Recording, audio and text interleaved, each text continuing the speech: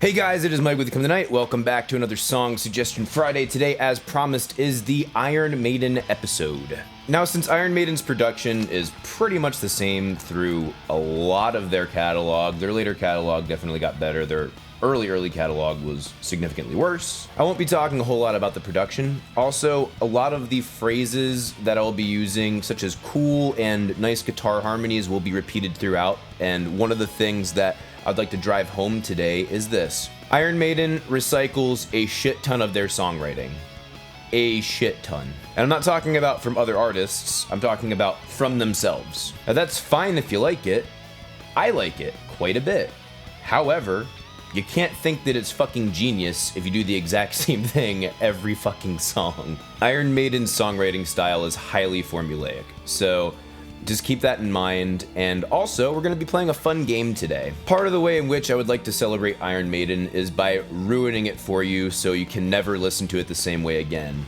And we're going to have this wonderful meter. Instead of having the picture of the albums up here, because for fuck's sake they all look the same, we are going to have this wonderful 1, 6, 7 counter. The chord progression from the minor perspective of minor 1, major 6, and then a natural 7 is used a lot in rock and roll and metal. Iron Maiden abuses the piss out of it. So every time that happens in a song, or any variation of it happens in a song and has not been repeated yet, let's get started.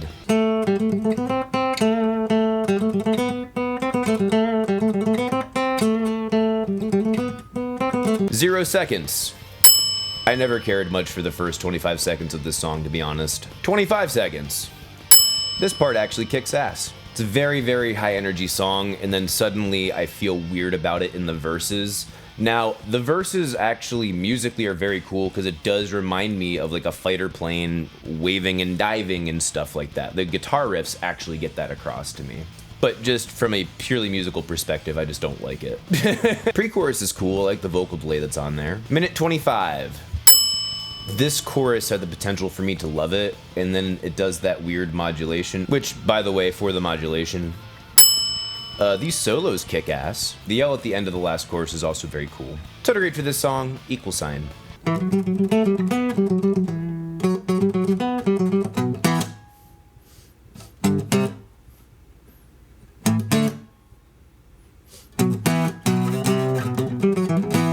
That intro is haunting as fuck.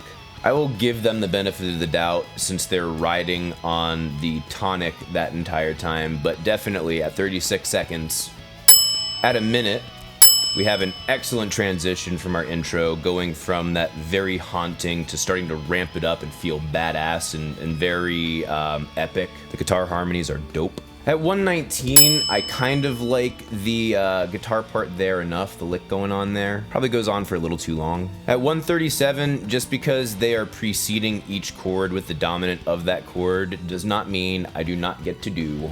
I absolutely love the vocals through most of this song. 214, again, just like, I'm not sure we really needed to revisit that part. At 251, I like the development of that part happening there. The 7 is kind of acting a little more like a passing tone there, but because they put such an emphasis on the 7, 407, that part would have been cooler if instead of using guitars, they did glockenspiel or tubular bells, and they made that melody line twice as long. So it'd be bum bum bum bum bum bum instead of bum ba da da dun da da da. It would give a more haunting feel. These solos are insane. The part after the solo is also really cool. It's better live than it is on record, let's put it that way. And then immediately following that, we go to our main lick that we had at the beginning, but now they're guitar harmonized, and it's like, oh yes. Not only that, but we're with a double-timed drum part. I fucking love this song, but you could have made it 5 minutes easy. Total grade for this song, plus sign.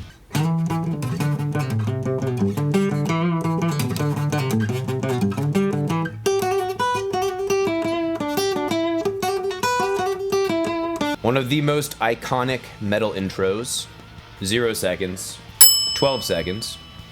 Vocal melody is excellent. All the riffs, all the licks, kick all the ass. Absolutely love the way that he ends that vocal line in the second verse. These are some of my favorite guitar solos by Maiden. Really, not much else to say here. Like, this is the quintessential Iron Maiden song. This is a quintessential metal song, so I love it. Total grade for this song, plus sign.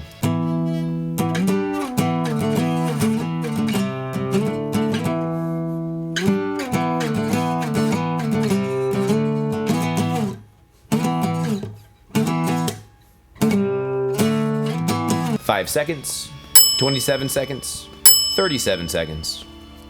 I much prefer Bruce's voice to Paul's voice. I'm listening to the live version, the one that they did for the Live After Death tour. This is really just a simple rock song. I would say it barely qualifies as metal. Absolutely love the feeling of it. The descending guitar harmonies at 107, very cool. The riff at 120, also very cool. At 151, I love the development of the guitar parts here. And since I was listening to the version that was for the Live at Long Beach, there was like more than the song's length of him just working the crowd, which is cool, but I'm not reviewing that. Then they exit on a reprisal of the chorus, which is slightly more kick-ass than what the chorus was before. It's an awesome show. I wish I was there. Total grade for this song, plus sign.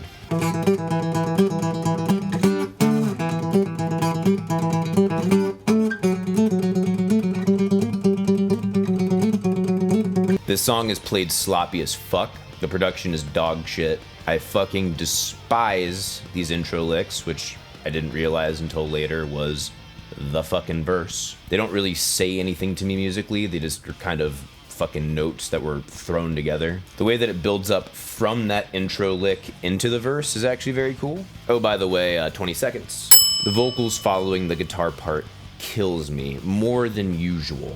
The endings of these verses are pretty cool though, I will say that. 204 is kind of cool, I guess. It just feels a little forced to me. The solo here feels pretty amateurish. Then following that solo at 320, I get what they were going for, but the part before it was so, for lack of a better term, lame. It was not executed well on the next part. It just feels weird. Oh, also, 434, when you realize that Iron Maiden ripped off their own song so they could write Rime of the Ancient Mariner. I never liked this song, and I probably never will. Total grade for this song, minus sign.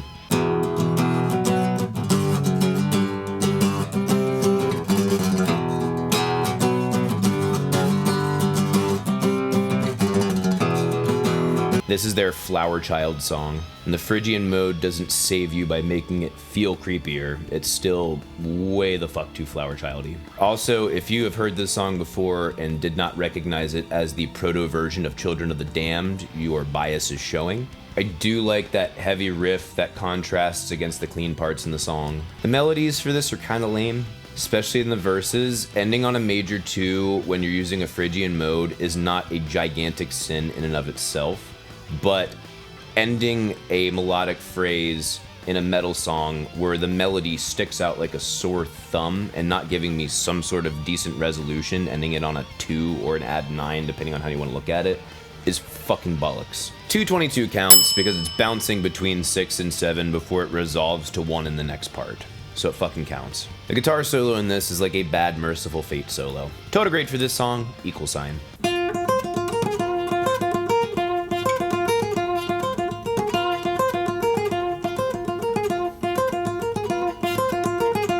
The intro feels very out of place. 32 seconds is epic as hell. Love the guitar tone and the harmonies here. 54 seconds is a pretty cool lick.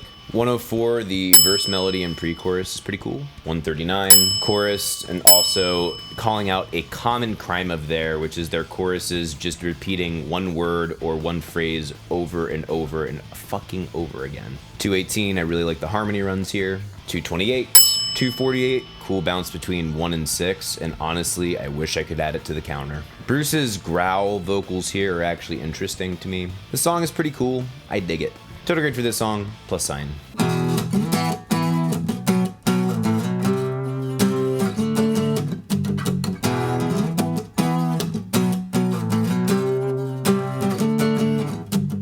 Intro, it It took me a long time to like this song. 29 seconds counts. You think it goes to 5 on the bass, but that is indeed a second inversion of the 1 chord. If you don't believe me, take a look at what's happening harmonically in the guitar. His vocals in the first verse are okay, except for the ending. I really like the ending. In the second verse, they're pretty kick-ass. It just feels a little out of place over everything being so chill to me. I just feel like that first verse melody was not suited for his voice. His delivery in the chorus here is fucking incredible. Immediately makes me think of a soul screaming. 221, I really like the build up here. 303, the guitar harmonies are great. The dual solo here is also very cool. I love that sound. Oh, and 342. Total grade for this song, +sign. That is it for Song Suggestion Friday. Gotcha.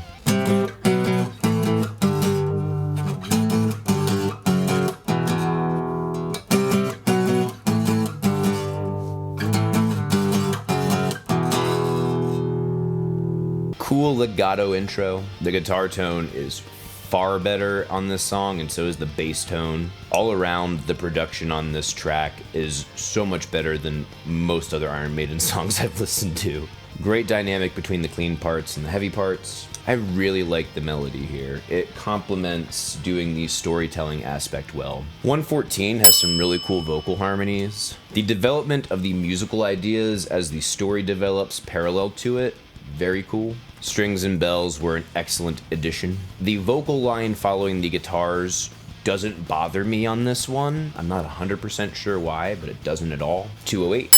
Bruce still bringing the fire in 2011 with that vocals, man. Kicking ass. This is one of the tastiest group of Maiden solos I've heard in a long time. And underneath that solo is finally a different drum beat that I haven't heard before. The song is truly badass, and thank you for bugging me about it. Total grade for this song, 2+ signs. That is it for Song Suggestion Friday. Thank you guys so much for watching. Please leave your suggestions for next week's down below. If you like this video, if you like what I do on this channel, please support me on Patreon. Patreon is the only way I can keep YouTube my job. And you can follow me on Instagram, Facebook, and Twitter at Become the Night. Thank you guys so much for watching. See you in the next video. Rock on!